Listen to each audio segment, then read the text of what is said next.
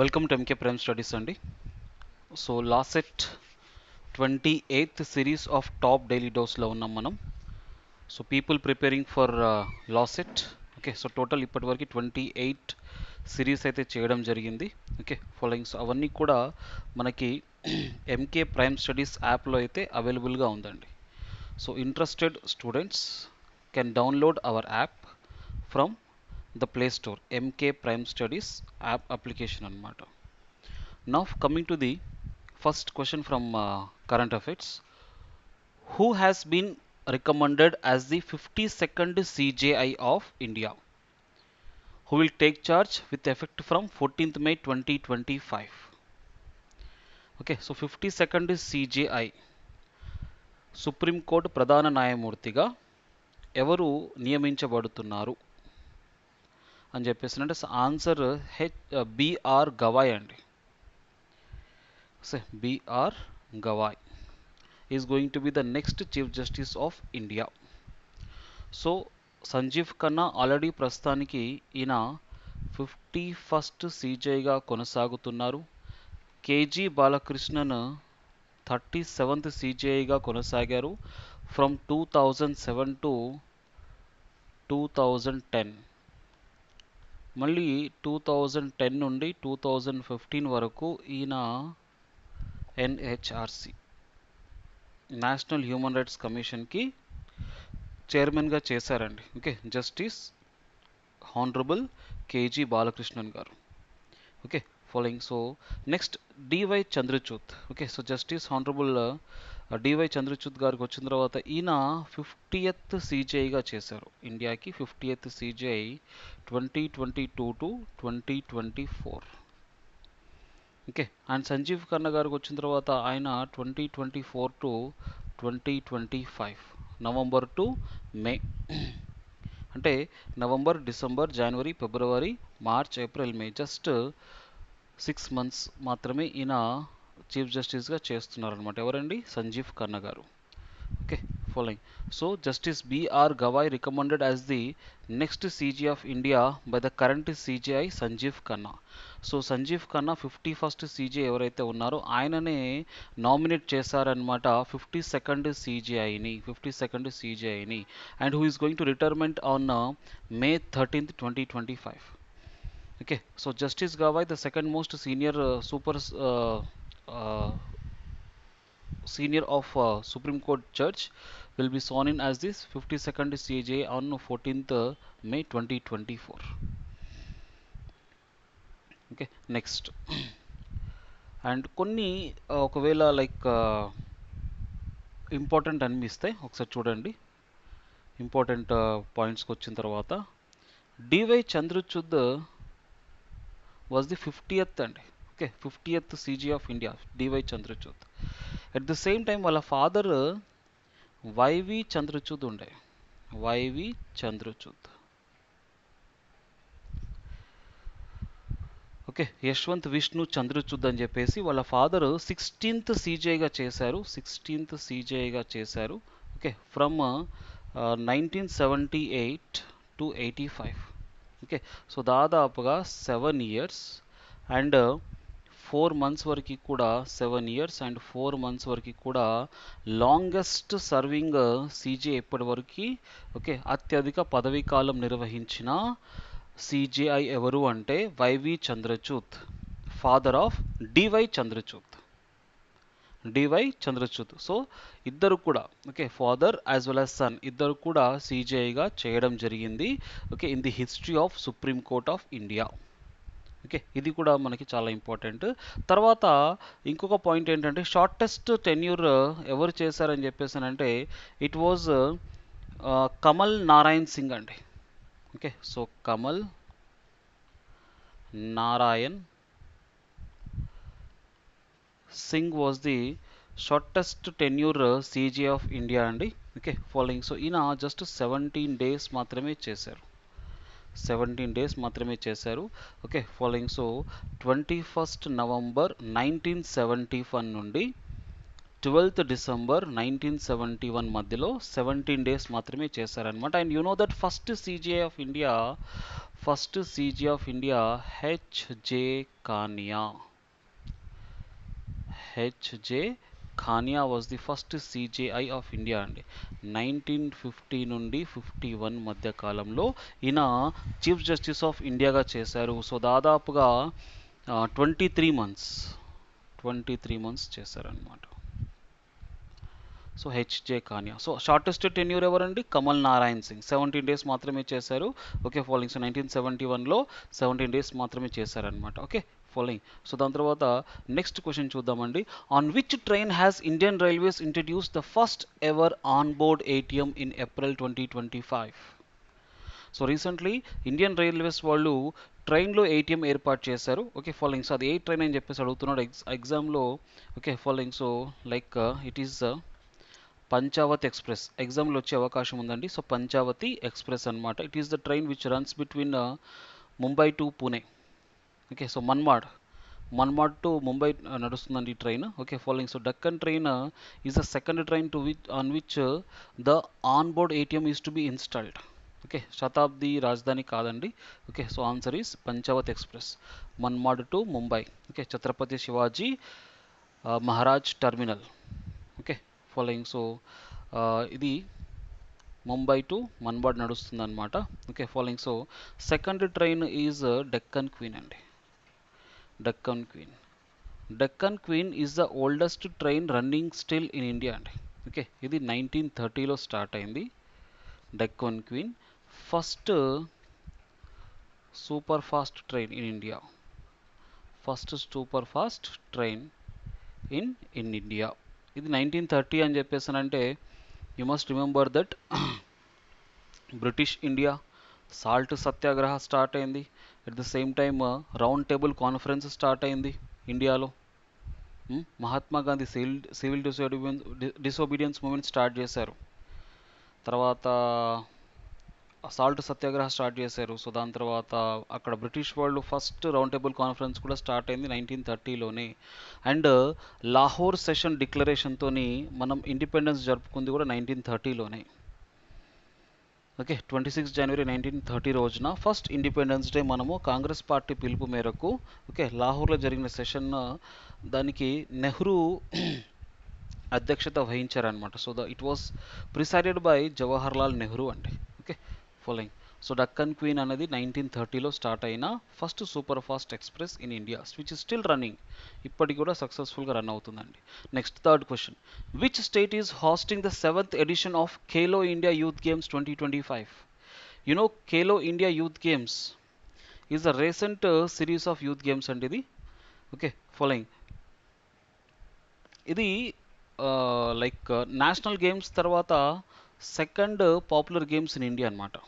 Okay following. So second level popular games in India అనమాట.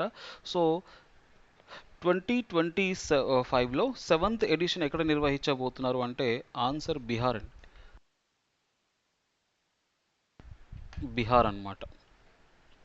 Okay following. So ఇది 4th to 15th May మధ్య జరగబోతుంది. Okay following. So in 5 major cities of Bihar: Patna, Gaya, Rajagriha అంటే Rajgir, Begusarai and Bhagalpur. Okay ఈ 5 major సిటీస్లో అనమాట.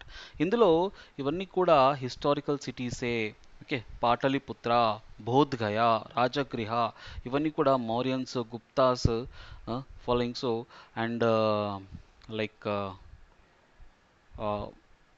Buddhism. Okay following. So ఇలాంటి popular ancient historical sites అనమాట ఇవన్నీ కూడా. Okay following. So Bihar is known for history అండి. Bihar is known for history అనమాట. Anyhow okay. సో బీహార్లో ఖేలో ఇండియా ఛాంపియన్షిప్ జరగబోతుందన్నమాట. సో దానికి మస్కట్ ఏంటిదని చెప్పేసానంటే రాజసింహ, పాలా డైనస్టీలోని. Okay following. సో రాజసింహాని ఇక్కడ మస్కట్గా తీసుకున్నారు. సో ఎగ్జామ్లో అడిగితే it is Pala dynasty. Maybe last సెట్లో అడగపోవచ్చు. Okay following. So Pala dynasty. But other groups ఎగ్జామ్స్లో కానివ్వండి, ఎస్ఎస్సి ఎగ్జామ్స్లో కానీ అడిగే అవకాశం. ఎస్ఎస్సి కూడా అది కూడా ఓన్లీ సిజిఎల్లో, ఎస్ఎస్సి సిజిఎల్లో మాత్రమే. ఓకే, సో లా సెట్ గురించి డిస్కస్ చేస్తున్నాము. So law aptitude, that is study of లాలో which application is made to court under section 438. Okay, under section 438 of okay followings the IPC. So answer ఏంటిదని చెప్పేసానంటే, so anticipatory bail అండి. Okay, so answer is anticipatory bail is the answer అనమాట. Okay following, so anticipatory bail is being made to the court under section 438. Okay, following, so which is actually uh, it is nowhere mentioned in the CRPC 1973. Okay sorry, it is a CRPC అండి. So CRPC 1973లో anticipatory bail గురించి ఎక్కడా mention చేయలేదు. కానీ 41st law commission okay following, so దీన్ని ప్రస్తావించిందనమాట during 1969. అప్పటి నుండి ఇది వాడుకలోకి వచ్చింది. Okay following, next, legal representative under section 211 of CRPC means a person who is a relative of పార్టీసా, కో షేరర్ ఆఫ్ బెనిఫిట్సా, లేకపోతే who is being law represents the estates of the డిసీజ్డా. Okay, none of the అబోనా అంటే answer is C అండి. Okay following, so section 211 of CrPC ప్రకారము ఒక diseased person, మరణించిన చనిపోయిన person యొక్క ప్రాపర్టీస్ కానీ బిలాంగింగ్స్ కానీ ఎవరు దానికి జవాబుదారీగా ఉంటారు, లేకపోతే ఎవరు దానికి హక్కుదారుడుగా ఉంటారు అని చెప్పేసానంటే, ఎవరైతే లీగల్ రిప్రజెంటేటివ్గా ఓకే సో డిసీజ్డ్ పర్సన్, మరణించిన పర్సన్ పేరుకుంటాడో అతనే ఉంటారు అని చెప్పేసి అర్థం అనమాట. ఓకే, అతను చనిపోయిన తర్వాత ఆటోమేటికల్లీ లీగల్ రిప్రజెంటేటివ్కి ఆ ఆస్తి అంతా కూడా బదలాయింపు జరుగుతుంది. Next, a voluntary burns a valuable security belonging to be intending to cause wrongful loss to be, okay, is a guilty of cheating, guilty of breach of contract, guilty of mischief ante answer is guilty of mischief. Okay following, so a కావాలనే b కి సంబంధించిన valuable security things ని burn చేసేస్తాడు. Okay following, so వాటిని call చేస్తాడు అనమాట. So అది అతని ఇంటెన్షన్ ఏంటిదని చెప్పేసానంటే, సో తన మైండ్లో ఓకే మిస్ చీఫ్ ఉందని అర్థం అనమాట. సో కుట్ర కోణంతో అతను ఏని ఓకే ఫాలోయింగ్, సో లైక్ బీని ఏ కుట్ర కోణంతో హామ్ చేయాలని చెప్పేసి అనుకుంటున్నాడని చెప్పేసి అర్థం అనమాట. Okay following, so where it is defined that tangible property is to be damaged by a, or intentionally or recklessly tampers with tangible property of another, intentionally or recklessly causes another to suffer pecuniary loss by deception or threat, or intentional damages real or personal property of another. Okay following, so hence C is the answer. Next, GK and mental ability లో which city is known as the queen of the mountains, which city is known as the queen of the mountains, answer Mussoorie అండి. Okay, ఉత్తరాఖండ్లోని ముస్సోరి అనమాట. Okay, so ఇక్కడ ఇచ్చిన options అన్నీ కూడా ఉత్తరాఖండ్వే. Okay, but Mussoorie is known as the queen of the mountains అనమాట. Okay following, next, in which year did the Chipko movement started, ఏ ఇయర్లో చిప్కో మూమెంట్ స్టార్ట్ చేశారు. ఓకే, ఇక్కడ చూస్తున్న చిప్కో మూమెంట్ అని చెప్పేసి, చిప్కో అని చెప్పేసానంటే ఆలింగనం చేసుకోవడం, లేకపోతే లైక్ అంటుకోవడం అనమాట. Okay following, so answer 1973. 1973లో ఇక్కడ కనిపించే పెద్ద ఆయన ఎవరైతే ఉన్నారో ఆయన పేరు సుందర్లాల్ బహుగుణ అనమాట. సుందర్లాల్ బహుగుణ, ఈయన గాంధీయన్వాది, నాన్ వైలెంట్ మూమెంట్ ఈయన బాగా చేస్తారు. ఓకే ఫాలోయింగ్స్, నాన్ వైలెన్స్కి ఈయన పెట్టిన పేరు అనమాట. 1973లో చెట్లు అవన్నీ కూడా నరకాలి, వృక్షాలు నరకాలి అని చెప్పేసి డిపార్ట్మెంట్ ఆఫ్ ఫారెస్ట్ వాళ్ళు కంకణం కట్టుకున్నప్పుడు, లేదా ఈ స్మగ్లర్స్ నుంచి ఎట్లయినా సరే అంటే కంకణం కట్టుకున్నారంటే ఏదో ఒక ప్రాజెక్ట్, గవర్నమెంట్ సంబంధించిన ప్రాజెక్ట్, అలానే స్మగ్లింగ్కి సంబంధించిన వాళ్ళు ఫాలోయింగ్స్, దోపిడీకి సంబంధించిన వాళ్ళందరూ కూడా చెట్లు నరికేస్తున్నారు అని చెప్పేసి ఉద్దేశంతో చిప్కో మూమెంట్ని స్టార్ట్ చేశారు Sunderlal Bahuguna. Okay following, so ఎగ్జామ్లో వచ్చే అవకాశం చాలా వరకు ఉంది ఈ ఇయర్లో జరిగే ఎగ్జామ్స్లో. ఎందుకు అని చెప్పేసానంటే ఇక్కడ కనిపించే పెద్ద ఆయన ఒకరు చనిపోయారు. Okay following. సో ఆయన పేరు పాపులర్గా వనం రామయ్య లేదా దారిపల్లి రామయ్య అనమాట. Okay following. So noted Telangana environmental activist, Padma Shri awardee Daripalli Ramaiah passed away recently. He was recipient of Padma Shri in the year. ఏ ఇయర్లో ఈయనకి పద్మశ్రీ ఇవ్వడం జరిగింది? 1917లో. ఓకే సో 1917లో 2017లో ధరిపల్లి రామయ్య లేదా వనం రామయ్య అని పాపులర్గా పిలుచుకుంటూ ఉంటాము. ఈయన వృక్షో వృక్షతి వృక్షో రక్షతి రక్షిత అని చెప్పేసి అని ఒక ప్లేట్, ఓకే, నెక్ బ్యాండ్ పెట్టుకొని సైకిల్ పైన తిరుగుతూ ఉంటారు. చెట్ల పెంపకం గురించి, వాటి వల్ల వచ్చే ఆక్సిజన్, నీడ, సో ప్రకృతి గురించి ఈయన వివరించడం జరుగుతుందన్నమాట. దారి పొడవునా ఎవరు కనిపించినా కూడా చెట్ల గురించి ఈయన చాలా వరకు ప్రచారం చేస్తూ ఉంటారనమాట. సో అలాంటి వ్యక్తి రీసెంట్లీ చనిపోయారంట. Okay following. సో ఈయనని ఆ, తెలంగాణ చిప్కో మూమెంట్కి మనము లైక్ రిలేట్ చేయొచ్చు. ఓకే తెలంగాణ చిక్పో మూమెంట్కి రిలేట్ చేయొచ్చు అనమాట. Okay following. సో ఈయన రెడ్డిపల్లి విలేజ్లో 1937లో జన్మించడం జరిగింది, which is in Khammam district అండి. Okay following. సో వృక్షో రక్షితి రక్షిత అని చెప్పేసి, safe tree it will save you అని చెప్పేసి ఒక నెక్ బ్యాండ్ వేసుకొని ఈయన సైకిల్ పైన తిరుగుతూ చెట్ల యొక్క ఇంపార్టెన్స్ గురించి ప్రచారం చేస్తూ ఉంటారనమాట. Okay following. సో ఈయనకి పద్మశ్రీ అవార్డ్ 1917లో ఇవ్వడం జరిగింది, which is the fourth highest civilian award.